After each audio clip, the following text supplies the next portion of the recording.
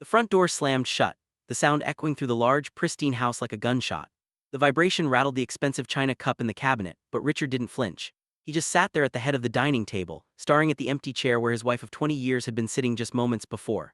The silence that followed wasn't peaceful. It was heavy, suffocating, and thick with the debris of a life that had just been completely incinerated in the span of 30 minutes.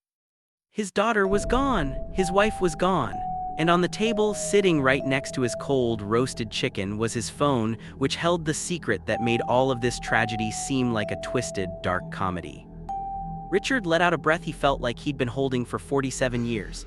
He reached for the wine bottle, his hand trembling not from fear, but from a strange, bubbling hysteria rising in his chest, because the irony was just too rich.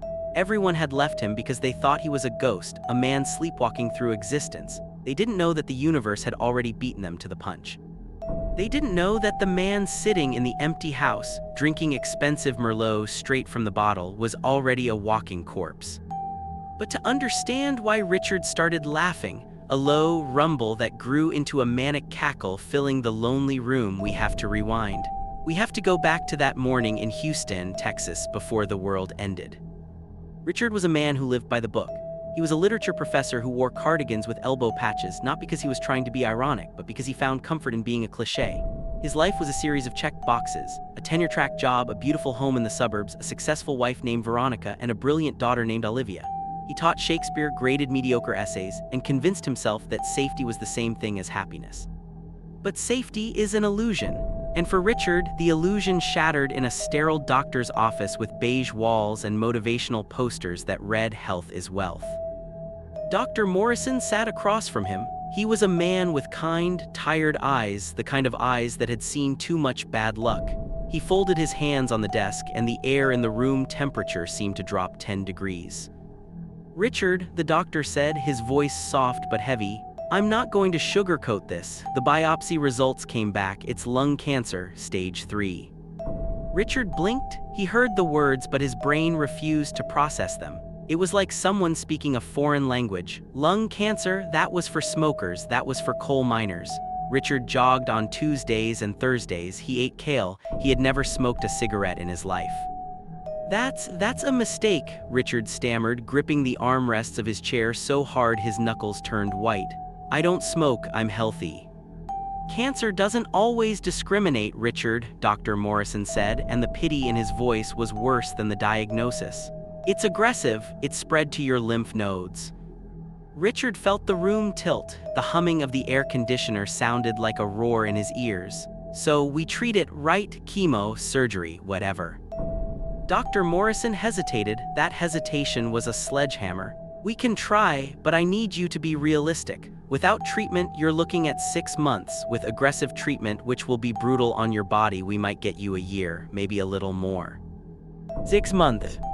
The number hung in the air like a guillotine blade. Richard was 47. He was supposed to have decades left. He was supposed to retire, write a bad novel, bounce grandchildren on his knee. Now he was being told his life had an expiration date faster than a carton of milk.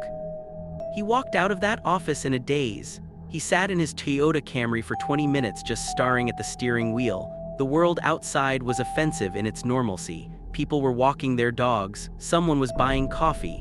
The sun was shining. How could the sun shine when he had just been given a death sentence? His phone buzzed, a text from Veronica. "What do you want for dinner?" Dinner? The concept seemed absurd, but Richard, ever the creature of habit, put the car in gear and drove home.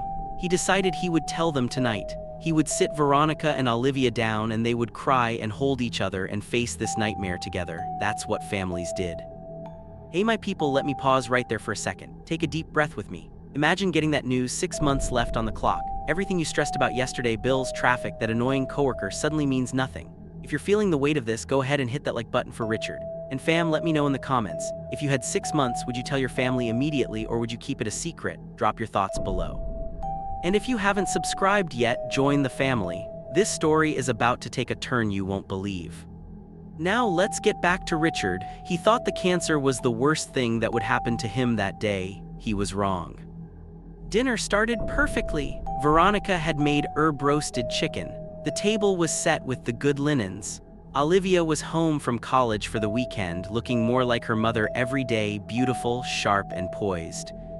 Richard pushed his food around his plate. The secret was burning a hole in his chest. He cleared his throat, ready to speak, ready to shatter their world. "So," Veronica said, pouring herself a glass of wine. "You've been quiet, Richard. Everything okay?"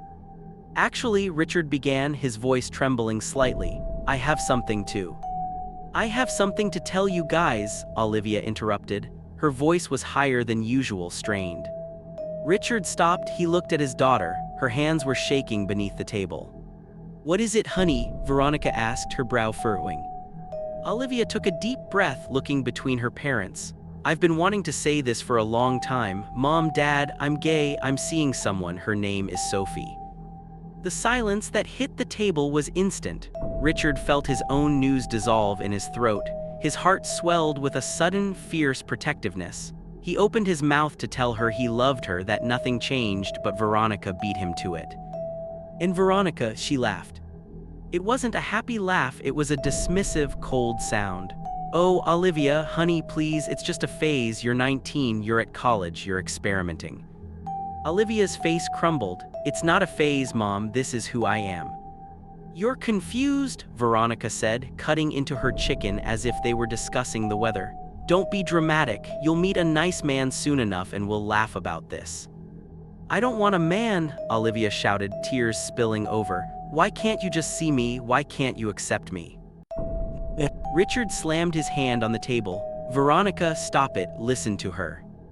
Veronica snapped her head toward him, her eyes flashing with a venom he had never seen before. "Oh, now you have an opinion? You've been a piece of furniture in this house for 10 years, Richard. Don't pretend you suddenly have a backbone." "That's not fair," Richard said quietly. "Fair?" Veronica scoffed. Olivia stood up, her chair scraping loudly against the floor. "I can't do this, I'm staying at Sophie's." "Olivia, wait," Richard called out, but she was already running for the door. The slam echoed through the house. Richard turned to his wife, stunned. "How could you do that? She needed us." Veronica took a long, slow sip of wine. She looked at Richard with an expression of pure exhaustion. "I'm tired, Richard. I'm tired of her drama and I'm tired of your silence. Actually, I'm glad we're doing this now because I have news too." Richard stared at her. "What?" "I want a divorce," Veronica said calmly. "I'm leaving you, I'm moving in with Henry." Richard felt like he had been punched in the gut. "Henry, my boss Henry, the department chair Henry." "Yes," Veronica said, not a shred of guilt in her eyes. "We've been together for 6 months. He's alive, Richard. He has passion. He takes what he wants. You're just marking time. You've been dead inside for years." 6 months, she had been cheating for the exact amount of time he had left to live. The universe wasn't just cruel, it was a comedian. Veronica stood up, wiping her mouth with a napkin. "I'm going to stay at a hotel tonight. I'll come for my things tomorrow. Is there anything you wanted to say? You looked like you had news earlier." Richard looked at her. He looked at the woman he had devoted his life to, the woman who had just called him dead inside while he was literally dying. He could tell her. He could crush her with the guilt. He could make her stay out of pity. But then, a strange feeling washed over him. It wasn't sadness. It was freedom, total, absolute freedom. If his life was over and his marriage was a lie, then the rules didn't apply anymore.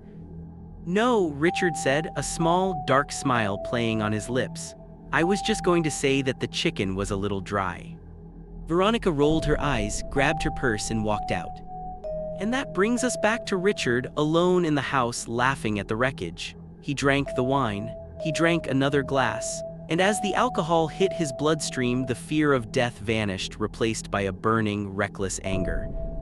He had 6 months. He wasn't going to spend them undergoing chemo. He wasn't going to spend them begging Veronica to come back.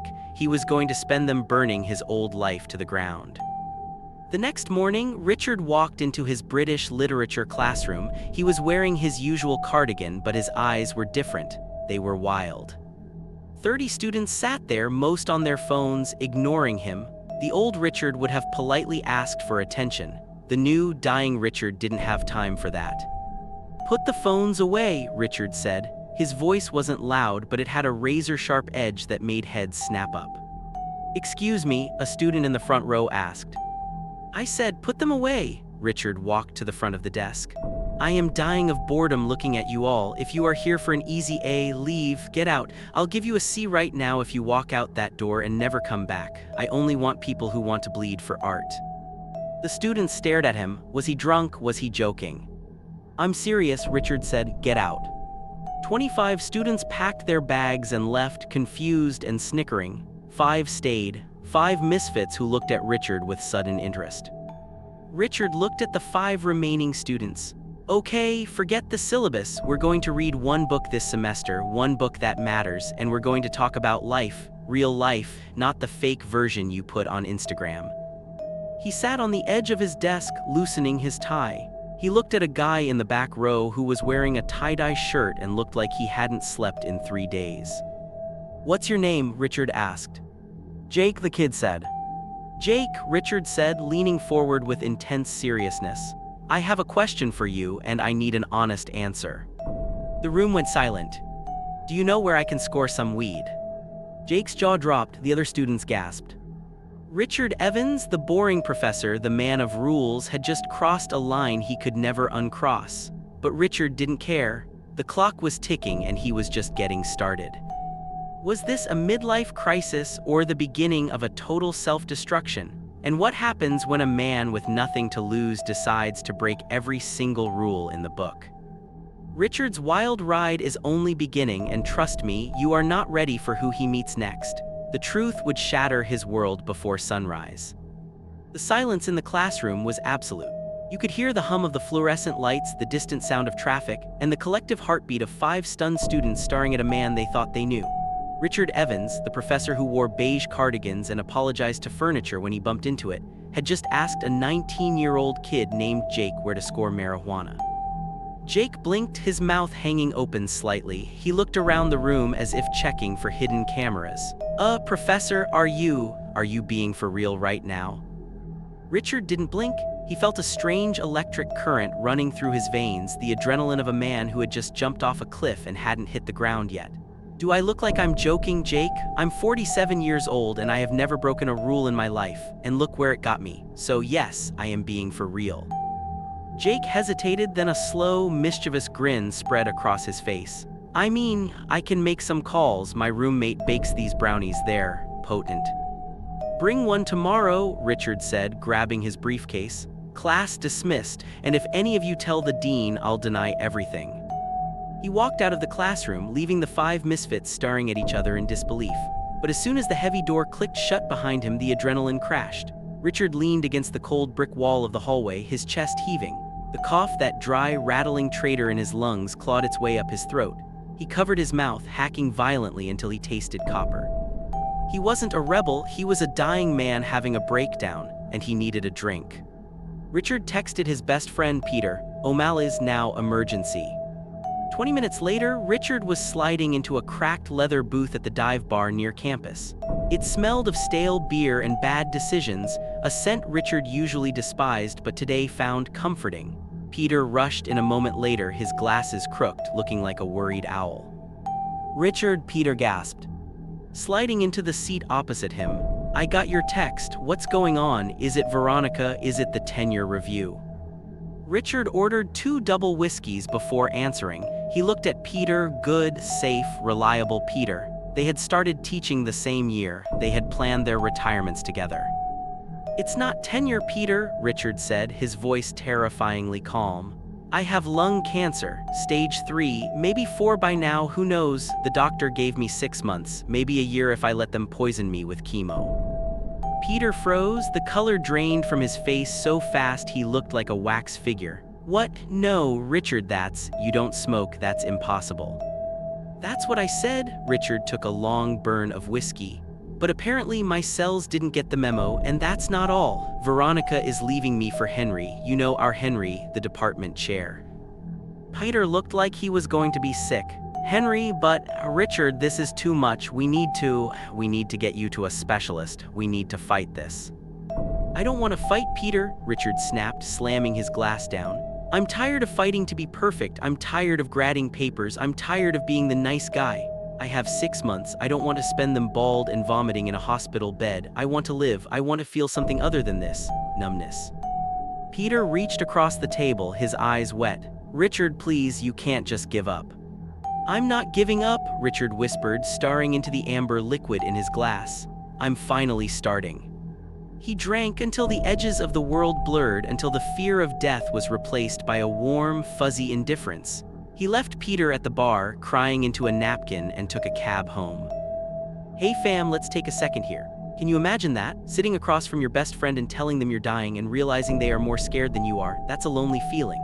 If you're riding with Richard on this journey, smash that like button. And I want to ask you a real question in the comments. If you found out you had 6 months left, what is the first rule you would break? Be honest, I'm reading all of them. And if you're new to the channel, subscribe right now, because Richard is about to go home to a situation that is messy, complicated, and heartbreakingly real. Now let's get back to the story. Richard stumbled into his house expecting darkness. Instead, he found boxes everywhere.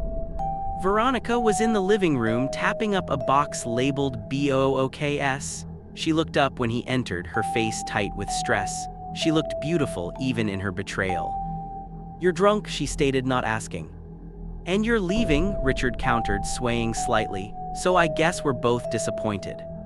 Veronica sighed, brushing a strand of hair from her face. I'm just packing the essentials. I'll come back for the furniture later. I didn't want to drag this out. Richard looked at the boxes. This was his life being dismantled, taped up, and shipped out. He should have been furious. He should have screamed at her about Henry, about the betrayal, about the cancer. But instead, he felt a strange, profound sadness, not for himself, but for them. For the 20 years they had spent playing house, pretending to be happy while slowly drifting continents apart. Do you remember, Richard said quietly, our honeymoon in Cabo, when we got lost trying to find that restaurant and ended up eating tacos on the side of the road? Veronica paused, her shoulders softened. I remember, you got hot sauce on your nose. We laughed for hours, Richard smiled, a genuine sad smile. When did we stop laughing, V? Veronica looked at him and her eyes filled with tears.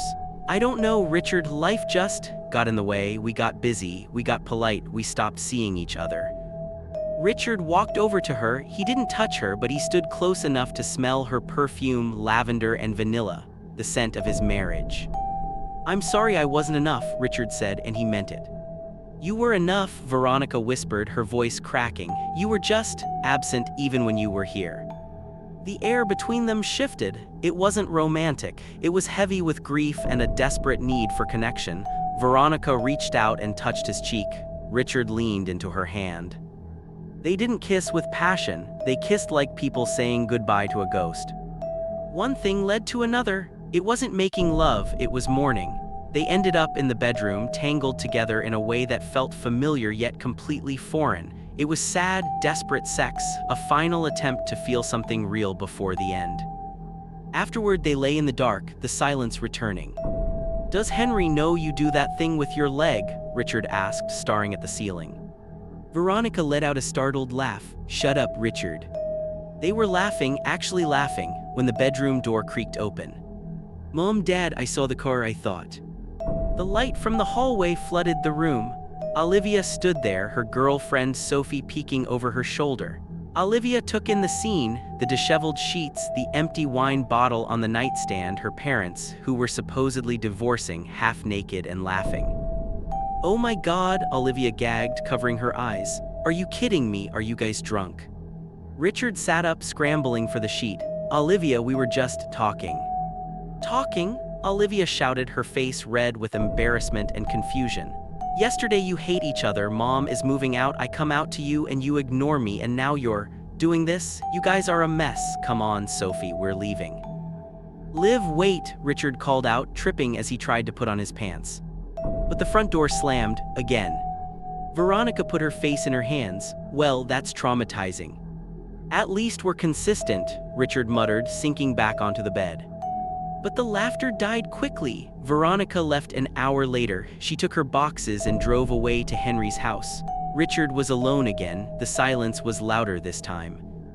The next morning, Richard woke up with a headache that felt like a construction crew was drilling behind his eyes. But there was something else too, a clarity.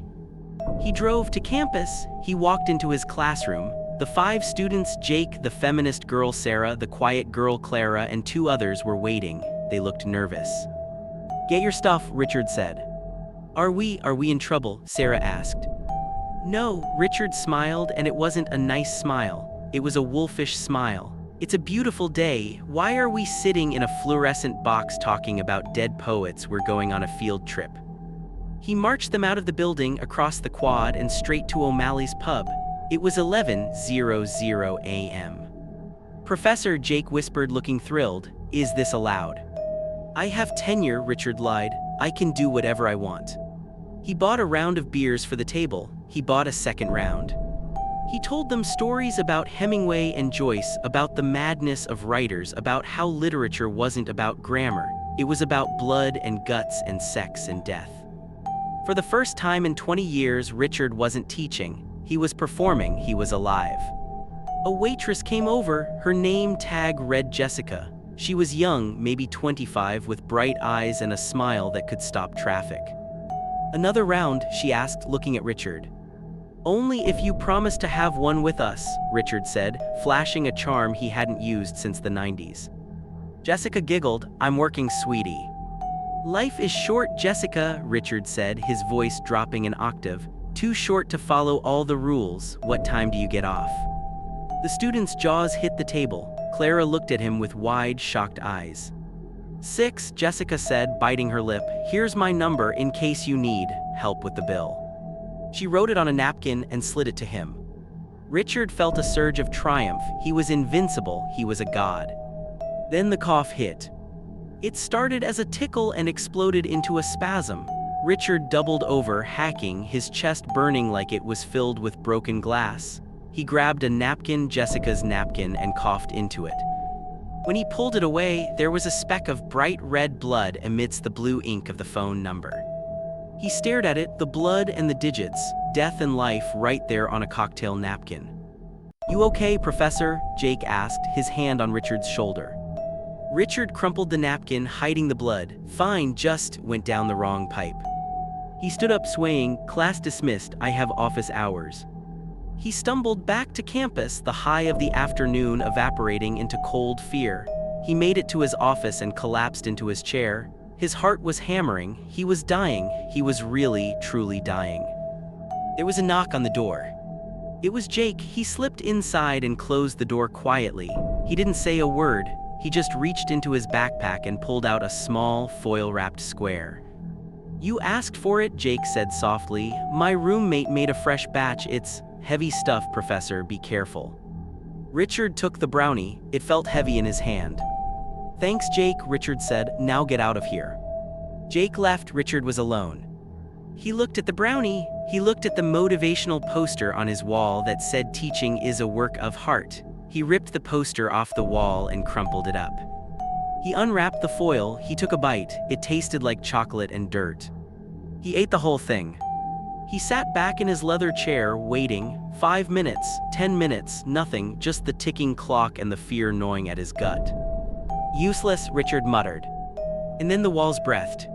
The bookshelf seemed to exhale. The colors of the book's spines became vividly, violently bright. The sound of the air conditioning turned into a rhythmic chant. Richard gripped the desk. His heart wasn't beating, it was vibrating. Then a heavy, authoritative knock pounded on his office door. "Richard," it was Henry, his boss, the man sleeping with his wife. "Open this door, we need to talk about your behavior." Richard stared at the door. It looked like it was melting. He started to giggle. He was high as a kite, dying of cancer, and the man who stole his life was banging on the door. "Come in," Richard yelled, his voice sounding like it was coming from underwater. "Come in, Henry, let's have a party." The doorknob turned. Was this the moment Richard lost his job, or was this the moment he finally told the truth? The door swung open, and Richard Evans prepared to burn it all down.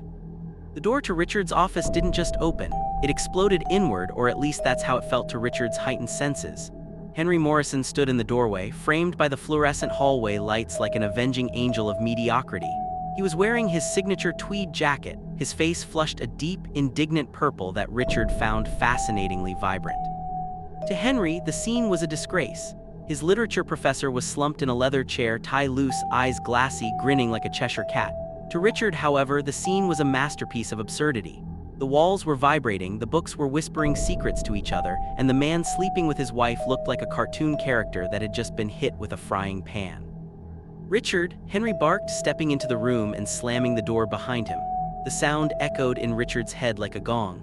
"What in God's name is going on? I have students reporting that you took them to a bar during class hours. I have reports of you shouting at the dean's secretary. And now I find you. Look at you. Are you drunk?"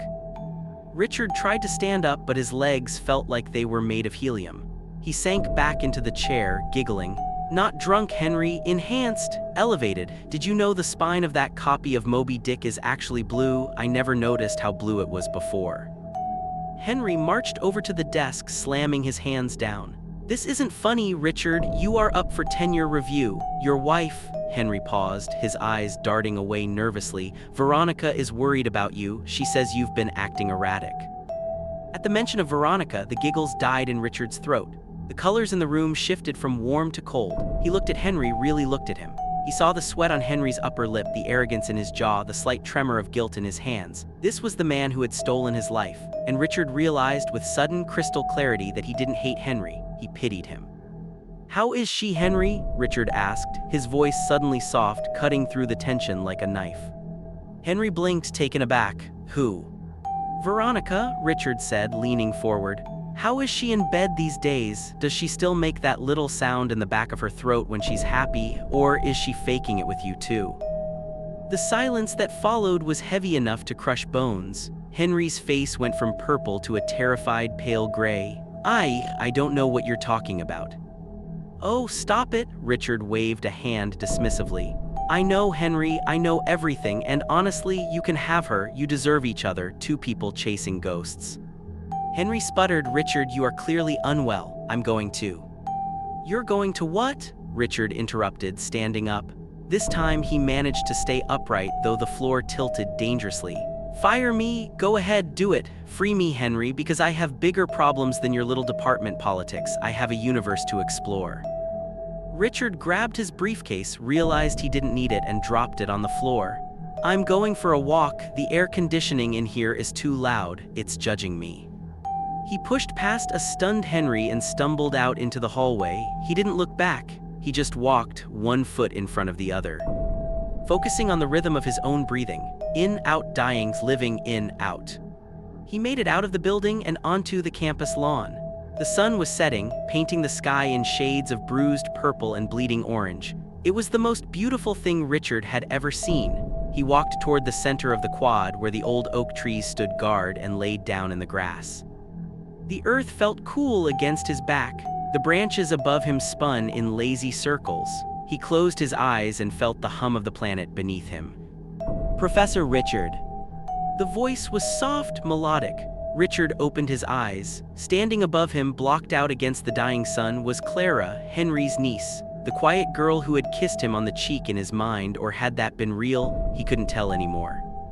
"Clara," Richard smiled, "you look like an angel. Are you here to take me to the other side?" Clara frowned, sitting down on the grass beside him. She pulled her knees to her chest. "You're really messed up, aren't you?"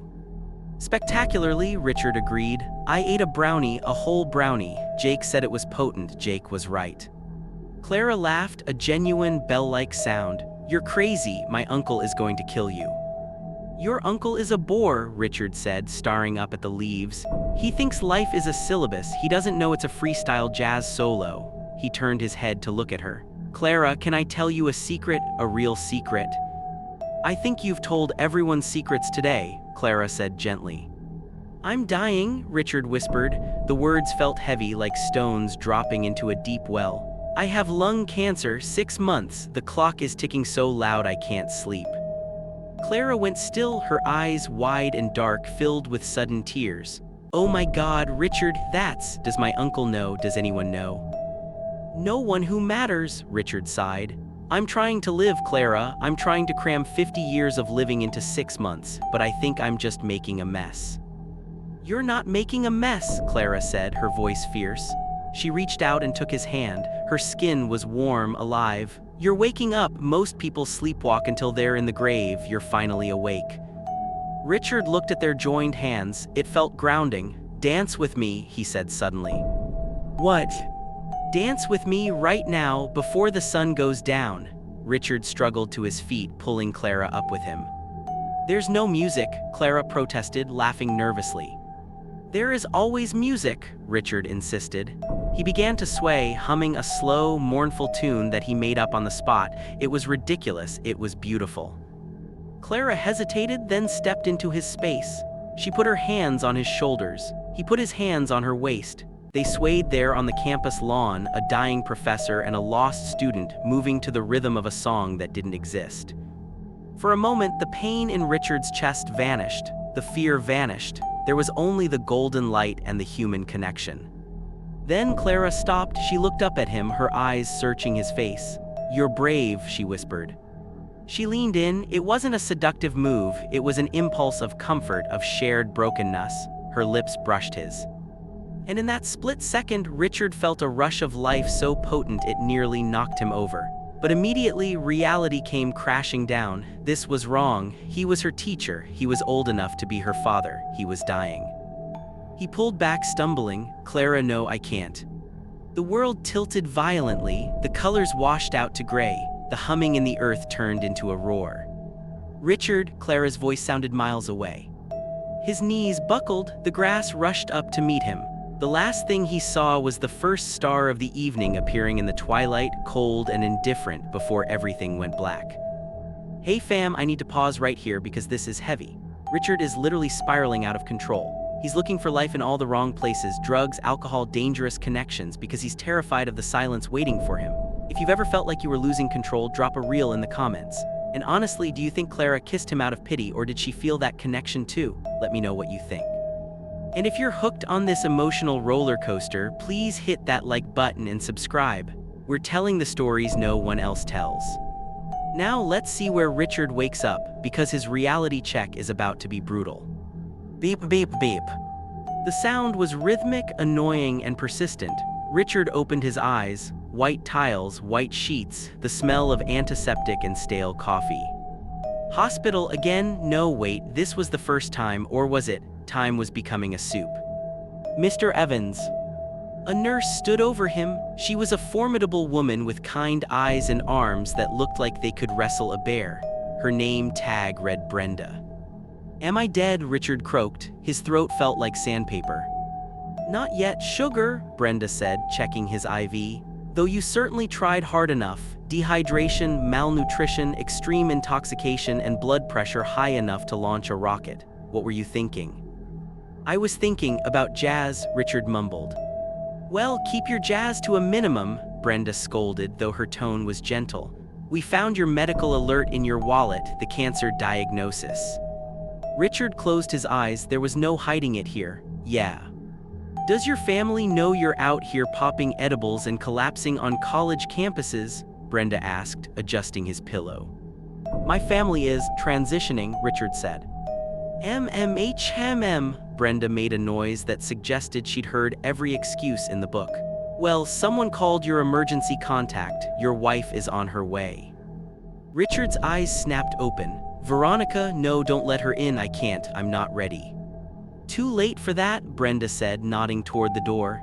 "She's parking the car. You better get your story straight, Professor." Brenda left and Richard lay there, trapped. He wanted to run, but the IV tethered him to the bed. He felt small, naked. The drugs had worn off, leaving him with nothing but the cold, hard facts of his life. The door opened. Veronica walked in. She looked wrecked. Her mascara was smudged, her hair was pulled back in a messy bun, and she was wearing a sweatshirt Richard hadn't seen in years. She didn't look like the high-powered executive who was leaving him for Henry. She looked like his wife. "Richard," she breathed, rushing to the side of the bed. "My God, they said you collapsed. They said, drugs. Richard, are you having a breakdown?" Richard looked at her. He saw the genuine fear in her eyes. Despite everything, despite Henry, despite the divorce, she still cared, and that broke him more than the anger would have. "I'm not having a breakdown, V," Richard said, his voice trembling. "I'm running out of time." Veronica froze. "What do you mean?" Richard took a deep breath. He reached for her hand. She let him take it. "I didn't just get drunk because I was sad about us," Richard said, tears finally leaking from the corners of his eyes. I went to the doctor the day you told me about Henry, the coughing. It's not allergies. Veronica went very still. Richard, tell me. It's cancer, he whispered. Stage 3, maybe 4, aggressive. The doctor gave me 6 months, maybe a year if I fight it. Veronica made a sound like she had been punched. Her hand flew to her mouth. No, that's not. You're lying, you're trying to make me stay. I wish I was, Richard said. But I'm dying, Veronica. I have 6 months left on this earth, and I spent the last 2 days trying to figure out how to live them because I realized I wasted the last 20 years being afraid. Veronica stared at him, horror and realization washing over her face. The puzzle pieces of his erratic behavior snapped into place. The drinking, the bluntness, the 2 eggs comment. She collapsed into the chair beside the bed, burying her face in the sheets. Oh my God, Richard, why didn't you tell me? Why did you let me leave? Because you were already gone, Richard said softly, stroking her hair, and I wanted you to be happy. They stayed like that for a long time, the only sound Veronica's muffled sobs and the steady beep-beep of the monitor. It was the most honest moment they had shared in a decade. What do we do? Veronica asked, lifting her head. Her eyes were red, raw. Do we? The treatment, we have to try the treatment. I don't know, Richard admitted. I don't know if I want to spend my last days sick and bald. I want to feel like this, real, honest. You can't just give up, Veronica gripped his hand. Olivia, you have to think about Olivia. I am, Richard said. I need to fix this with her. I need to tell her. I'll call her, Veronica said, reaching for her phone. No, Richard stopped her. Not yet, let me get out of here. Let me do it my way. Veronica nodded slowly. Okay. Just then, Richard's phone, sitting on the bedside table, lit up, a voicemail notification. Who is it? Veronica asked. Richard glanced at the screen. It's Henry. Veronica flinched. Richard, I. Play it, Richard said. He felt a strange calm returning. He put the phone on speaker. Henry's voice filled the small hospital room, tight with controlled rage. Richard, this is Henry. I don't know what stunt you pulled in my office today or what lies you're spreading, but it ends now. I've spoken to the dean. We have a meeting tomorrow morning at 8:00 a.m. If you don't show up, don't bother coming back. We're done, Richard. You're finished. The message ended. Veronica looked at Richard, terrified. He's going to fire you. He's going to take your pension, your insurance. Richard looked at the phone, then at his wife. A slow smile spread across his face. It wasn't the manic smile from the office. It was the smile of a man who held the detonator to his own life and was finally ready to push the button. Let him try, Richard said. Richard, you need the insurance for the treatment, Veronica pleaded. I'm going to that meeting, Richard said, his voice hardening. But I'm not going there to beg, I'm going there to finish what I started. He looked out the window at the dark night sky. Tomorrow, Richard whispered, I'm going to burn it all down. But Richard had no idea that the fire he was about to start wouldn't just consume his career. It was about to reveal a secret about his family, about Olivia, that would make his cancer diagnosis look like the easy part. The truth was coming, and it was going to hurt. 8:00 a.m. The conference room smelled like floor wax and fear. Henry sat at the head of the mahogany table, flanked by the dean of the department and a representative from HR who looked like she'd rather be anywhere else. They were ready for an execution. They expected a broken man, a hungover professor begging for his pension, pleading for one last chance. What walked through the door was something else entirely. Richard Evans didn't shuffle in. He strolled. He was wearing a suit he hadn't worn since his wedding, a sharp, charcoal gray number that hung a little loose on his thinning frame, but he wore it like armor. He didn't carry a briefcase. He didn't carry an apology. He carried a cup of coffee from the expensive place across the street, and he didn't even offer one to the dean. Gentlemen, Richard said, pulling out a chair and sitting down before anyone told him to. And Linda, he nodded to the HR rep. Lovely scarf. Henry's face went that fascinating shade of purple again. Richard, this is a disciplinary hearing, not a social call. You are here to answer for your gross misconduct yesterday, being intoxicated on campus, fraternizing with students, insubordination. The list is long. The dean, a man named Dr. Sterling who had the personality of a wet napkin, cleared his throat. Professor Evans, given your tenure, we are prepared to offer you a leave of absence to seek help. However, if you refuse, we will move for immediate termination. Richard took a slow sip of his coffee. He looked at the three people who held his career in their hands. Yesterday, this meeting would have terrified him. Today, it felt like watching toddlers play court. No, Richard said simply. No, Henry sputtered. No to the help or no to the termination. No to all of it, Richard leaned forward, his eyes locking onto Henry's. I don't want your leave of absence, I don't want your tenure, and I certainly don't want to spend another minute in this room discussing my misconduct when the man leading the Inquisition is sleeping with my wife. The silence in the room was instant and violent. Dr. Sterling dropped his pen. Linda, the HR rep, gasped. Henry stood up, his chair crashing backward. That is a lie, that is slander. Is it? Richard asked calmly. Because I'm pretty sure Veronica's car was in your driveway last night and the night before and every Tuesday for the last 6 months while I was grading your department's budget reports. Richard turned to the dean. Dr. Sterling, I resign, effective immediately. You can keep the pension, use it to buy better coffee for the staff room. He stood up, buttoned his jacket, and looked at Henry with pure, unadulterated pity. She likes her coffee with 2 sugars, Henry, don't forget, she hates it when you forget. Richard walked out. He didn't look back. He walked through the hallway where he had spent 15 years teaching students about tragedies, and for the first time he felt like the hero of a comedy. He walked out into the Texas heat, pulled his phone from his pocket, and threw his faculty ID into the nearest trash can. He was unemployed, he was dying, he was single. He had never felt better. But the high didn't last, because as the adrenaline faded, the reality of the night before crashed back in. Veronica knew the clock was ticking, and there was one person left who deserved to hear the truth from him, not from a voicemail or a lawyer. Olivia. Richard got in his car and drove straight to Sophie's apartment complex, a rundown block of student housing near the edge of campus. He needed to see his daughter. He needed to explain why he'd been distant, why he'd been weird, why he loved her more than anything in this shrinking world. He knocked on Sophie's door, no answer. He knocked again, harder. Sophie, it's Richard, is Olivia there? I need to talk to her. The door opened a crack. Sophie stood there, her eyes were red, puffy, she looked like she hadn't slept in a week. Mr. Evans, she whispered. Sophie, is she here? Richard asked, trying to keep the panic out of his voice. I know she's angry, but I need to see her. Sophie opened the door wider, revealing a chaotic living room. There were clothes scattered everywhere, but not in a messy student way, in a frantic packing way. She's not here, Sophie said, her voice trembling. She's gone. Gone where? Back to the house. Sophie shook her head, tears spilling over. No, she left this morning. She took the first bus to the airport. She's going back to LA.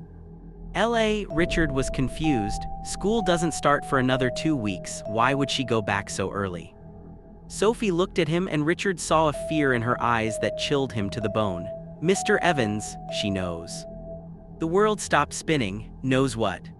She came by your house this morning to get her laptop while you were at the meeting. She saw the papers on the kitchen counter, the oncology report, the prognosis. Richard closed his eyes, cursing himself. He had left them out in his drunken stupor the night before. She read it, Sophie continued, sobbing now. She freaked out, Mr. Evans. She said she couldn't do it. She said she couldn't watch you die. She said it was too much.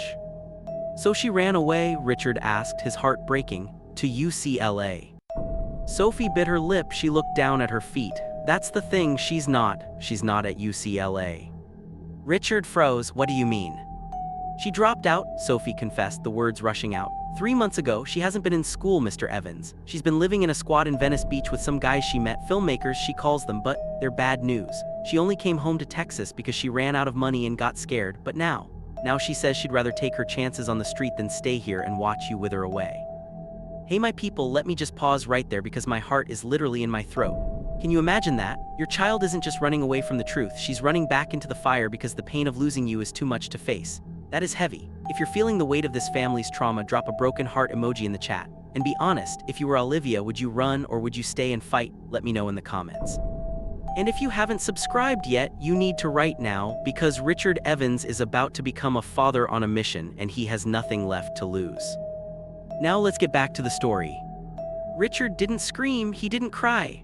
A cold, deadly calm washed over him. His daughter was in danger. His daughter was alone in a city that swallowed dreamers whole, and he had 6 months to live. "Where in Venice?" Richard asked. "I don't have an address," Sophie wept. "Just a phone number, but she won't answer." "Thank you, Sophie," Richard said. He turned and walked to his car. He didn't go home, he didn't call Veronica. He drove straight to Houston Intercontinental Airport. He left his car in the short-term parking lot. He walked to the ticket counter with the stride of a man who owned the place. "Next flight to Los Angeles," Richard told the agent. "One way or round trip?" she asked. Richard looked at the departure board. One way. He had $40,000 in his savings account, money he had been saving for retirement for a rainy day. Well, it was pouring. He landed at LAX 4 hours later. The smog hung over the city like a dirty blanket. Palm trees swayed indifferently in the haze. It was a city of dreams, but right now it looked like a graveyard of angels. Richard rented a car, not a sensible sedan. He rented a convertible Mustang, cherry red. If he was going to die, he was going to die driving something fast. He drove toward the ocean, the wind whipping through his hair, the sun setting over the Pacific. He felt the cancer in his chest, a dull ache that reminded him he was on borrowed time, but the fear was gone, replaced by a singular, primal purpose. Find her. He parked near the Venice Beach boardwalk. The air smelled of salt, weed, and desperation. Tourists snapped photos of the sunset while homeless teenagers huddled in doorways.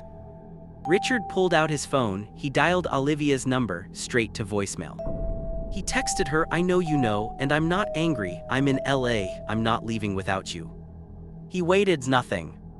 He walked the boardwalk, showing her photo to street performers, to shopkeepers, to the kids hanging out by the skate park. "Have you seen her?" Richard asked a girl with pink hair sitting on a bench. The girl looked at the photo, then at Richard's suit, which was now wrinkled and out of place. "Maybe, she hangs out with that crew by the old basketball courts, the ones with the pit bull." "Thank you," Richard said, pressing a $20 bill into her hand.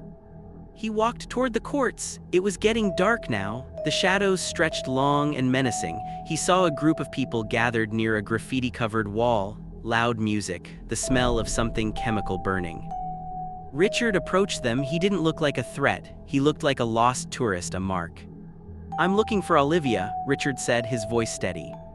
A man stepped out of the shadows. He was tall, shirtless, covered in tattoos. He looked Richard up and down and laughed. "Who's asking? The IRS?" "Her father," Richard said. "Is she here?" The man stepped closer, invading Richard's personal space. He smelled of sweat and aggression. "Olivia doesn't want to see her daddy. She's busy. Why don't you go back to the suburbs, old man, before you get hurt?" Richard didn't flinch. He looked at the man and he thought about the tumor in his lung, the cells multiplying, the clock ticking. What could this thug possibly do to him that nature wasn't already doing? "I'm not leaving," Richard said. The man shoved him. "I said beat it." Richard stumbled back, but he didn't fall. He straightened his jacket. He saw movement behind the group. A figure emerged from the tent city nearby. It was Olivia. But it wasn't the Olivia he knew. She was thin, gaunt, her clothes were dirty. Her eyes were glazed over, vacant. She looked at him, and for a second there was no recognition. "Dad," she croaked. "Olivia," Richard breathed, stepping forward. "I told you to back off," the tattooed man shouted, pulling a knife from his waistband. The blade glinted in the street lamp light. Richard looked at the knife, then he looked at his daughter. "You really want to do this?" Richard asked the man, a terrifyingly calm smile spreading across his face. "You want to threaten a man who has absolutely nothing to lose?" Richard took a step toward the knife. "Dad, no," Olivia screamed. But Richard didn't stop. He was done being afraid. He was done following rules. He was going to save his daughter, or he was going to die trying. And looking at the fear flickering in the tattooed man's eyes, Richard realized something. The man with the knife wasn't the dangerous one in this alley. The dying man was. "Take your best shot," Richard whispered. And as the man lunged, Richard didn't close his eyes. He lived. But what happens when a literature professor brings a death wish to a knife fight? And is Olivia too far gone to be saved? The answer will leave you speechless. The blade hovered 3 inches from Richard's throat. It was a jagged, rusty hunting knife that caught the flickering orange light of the street lamp, promising a messy, painful end. In any other universe, in any other timeline of Richard Evans' life, he would be on his knees right now. He would be begging. He would be wetting his pants and handing over his wallet and apologizing for existing. But Richard Evans wasn't in that universe anymore. He was in the universe of the dying, and in that world, fear is just a waste of time. Richard didn't flinch. He didn't blink. He stared straight into the dilated pupils of the tattooed man, his eyes burning with a manic, terrifying calm. He stepped closer to the knife until the tip pressed against the fabric of his expensive, ruined suit jacket. "Do it," Richard whispered, his voice steady as a heartbeat. "You think I'm scared of that knife? Son, I have a tumor the size of a golf ball eating my lungs right now. I'm already a ghost. You can't kill what's already dead. You can only expedite the process." The tattooed man, let's call him Marcus, froze. He had mugged tourists, fought gangbangers, and scared off cops. But he had never, ever looked into the eyes of a man who was inviting him to murder. It spooked him. It broke the script. The predator became confused, and in the animal kingdom, confusion is weakness. "You're crazy," Marcus muttered, his grip on the knife loosening slightly. "You're a psycho." "I'm a father," Richard corrected, his voice hardening into steel. "And I'm taking my daughter. Now you have 2 choices. You can use that knife and spend the rest of your life in a cage for killing a dying man. Or..." Richard reached into his jacket pocket. Marcus flinched, expecting a gun. Instead, Richard pulled out a thick, white envelope. He had withdrawn $5,000 cash from the ATM at Lax. "Or you take this," Richard said, holding out the envelope. $5 grand, cash. Consider it a severance package for whatever hold you think you have on her." Marcus looked at the envelope. He looked at the knife. He looked at the crazy old man in the suit. The calculation took less than a second. He snatched the envelope, shoved the knife back into his waistband, and spat on the ground. "Take the junkie," Marcus sneered, backing away into the shadows. "She's useless anyway." Richard didn't respond. He turned to Olivia. She was huddled against the graffiti-covered wall, shaking so hard her teeth chattered. She looked at him like he was a stranger, a savior, and a monster all rolled into one. "Get in the car," Richard said softly. They walked to the cherry-red Mustang in silence. Richard opened the door for her, and Olivia slid into the leather seat, pulling her dirty hoodie tight around her thin frame. As Richard started the engine, the roar of the V8 shattered the tension. He put the top down, not because it was warm, the night air was biting, but because they both needed to breathe. They drove in silence for 20 minutes, the wind whipping through the cabin, drowning out the unsaid words. Richard drove fast, weaving through the LA traffic, putting miles between them and the nightmare. "You're dying," Olivia finally said. Her voice was barely audible over the wind, cracked and dry. Richard didn't look at her. He kept his eyes on the road, the streetlights blurring into streaks of light. "Yes." "And you came here?" Olivia turned to him, tears streaming down her grime-streaked face. "You flew halfway across the country knowing you have 6 months to fight a drug dealer in an alley. Why? Why would you waste your time?" Richard gripped the steering wheel. "Because, Olivia," he said, his voice thick with emotion, "I realized something. I didn't want to spend my last months dying. I wanted to spend them being your dad, and dads don't let their daughters disappear." Olivia let out a sob that sounded like something breaking. She curled into a ball in the passenger seat, weeping uncontrollably. Richard reached over and placed his hand on her shoulder. He didn't say anything else, he just drove. "Hey family, can we just take a moment?" The power of that scene. A father using his literal last breath to save his child. That is love in its rawest form. If you're feeling this, drop a Team Richard in the comments right now. And I have to ask you, do you think Richard's reckless behavior is heroic, or is he just trying to outrun his own grief? Let me know your thoughts, and if you're new here, hit that subscribe button. We are nearing the end of this journey, and I promise you, the finale is going to leave you breathless. Now let's get back to the hotel because the adrenaline was fading and the reality was setting in. Richard checked them into a suite at a hotel in Santa Monica. It wasn't the Ritz, but it was clean and it had a view of the ocean. Olivia went straight to the shower. Richard sat on the edge of the bed, feeling the energy drain out of him like water from a cracked vase. His chest was on fire. The coughing fit he had suppressed in the alley was clawing at his throat. He went into the bathroom, turned on the tap to mask the sound, and coughed until he saw black spots dancing in his vision. When he pulled the towel away, it was heavy with blood. He stared at it, not just a speck this time, a lot. He flushed the tissue, washed his face, and looked in the mirror. He looked old. He looked tired. He looked like a man who had burned the candle at both ends and was now holding nothing but ash. When Olivia came out of the bathroom, she looked like a different person. She was clean. She was wearing one of the hotel robes. She looked young again, vulnerable. Richard had ordered room service, burgers, fries, milkshakes, the kind of comfort food they used to eat when she was a kid and got good grades. They ate in silence for a while, sitting on the floor by the balcony door, watching the dark ocean churn. "I saw the papers," Olivia said quietly, dipping a fry into her shake. "The oncology report, you left it on the counter." "I know," Richard said. "I was drunk. I'm sorry you had to find out that way." "I didn't run because I didn't love you," Olivia said, her voice trembling.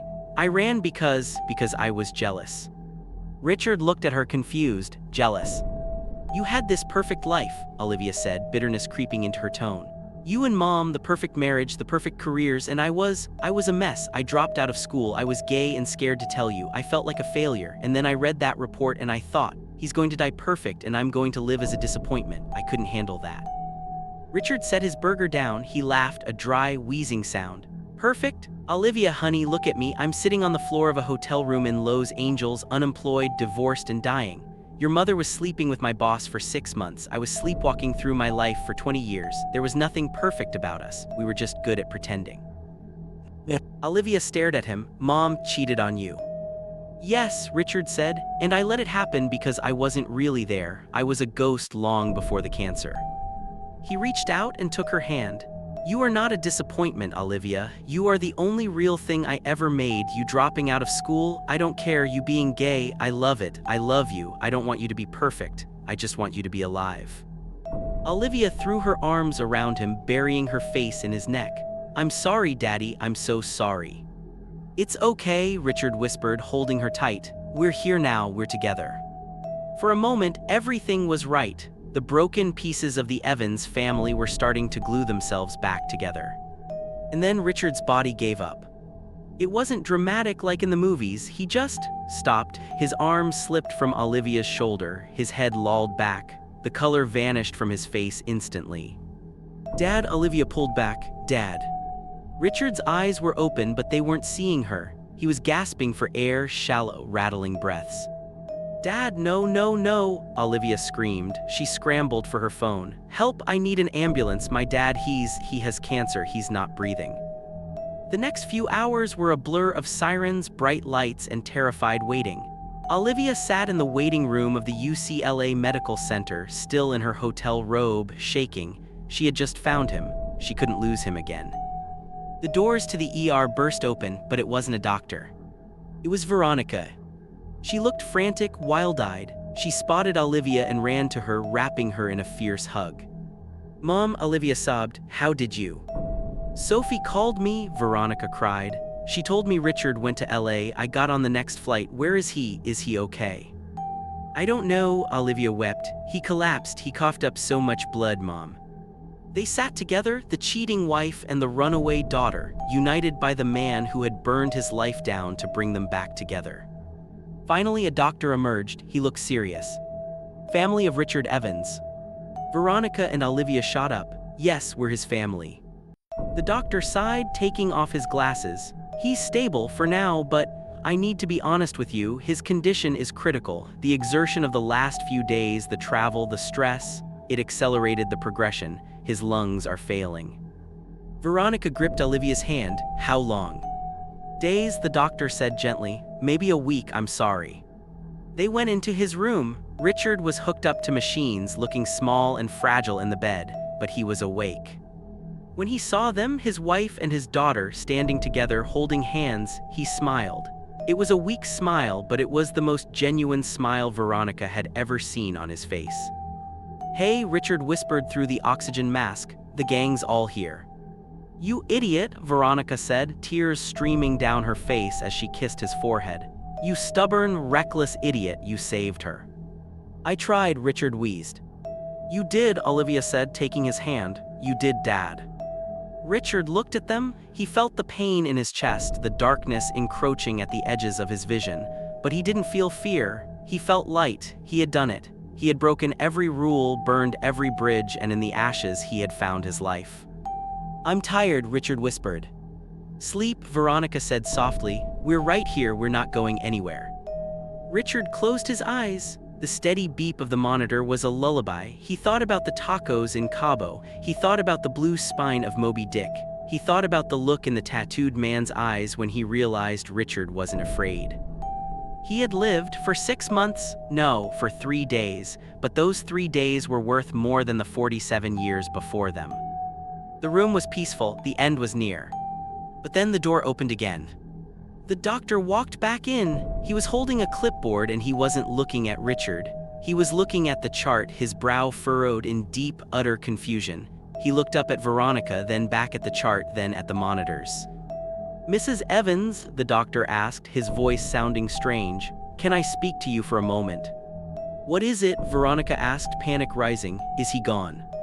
No, the doctor said, shaking his head slowly. It's not that, it's just... We ran a new set of scans, high resolution, to check the spread. And Olivia asked, stepping forward.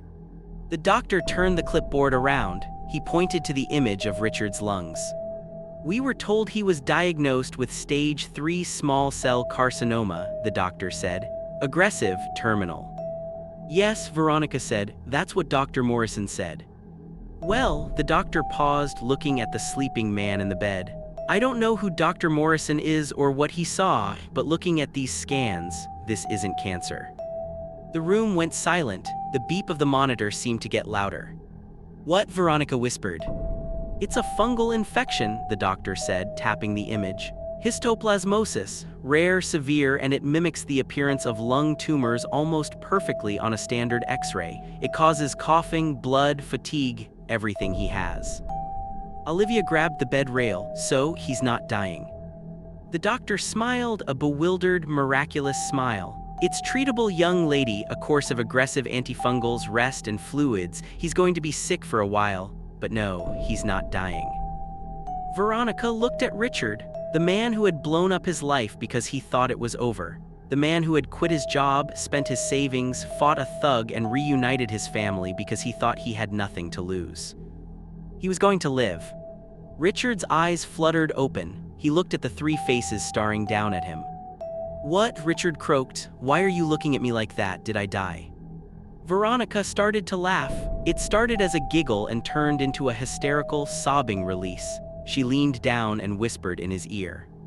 No, Richard, you didn't die. You have to live with the consequences of everything you just did. Richard's eyes went wide. What? You're going to live, Dad, Olivia beamed, squeezing his hand. You're stuck with us. Richard Evans lay back against the pillow. He looked at the ceiling. He thought about his empty bank account. He thought about his resignation. He thought about the bridge he had burned with Henry. He thought about the absolute chaos waiting for him when he walked out of this hospital. And he started to laugh. He laughed until he wheezed. He laughed until the tears ran down his face. He had lived like he was dying. Now he had to figure out how to live like he was living. And that, my friends, is a story for another day. Hey fam, can you believe that ending? I am literally screaming, a fungal infection? Richard blew up his entire existence for a misdiagnosis. But think about it, if he hadn't thought he was dying, he never would have saved Olivia, he never would have fixed his marriage, or at least started to, and he never would have found his courage. Sometimes you have to face death to learn how to live. I hope you guys enjoyed this roller coaster of a series. Richard Evans is a legend in my book. If you loved this story, please smash that like button, share this with a friend who needs a pick-me-up, and subscribe to the channel. We have so many more stories to tell. Until next time, keep living like you have nothing to lose. Peace.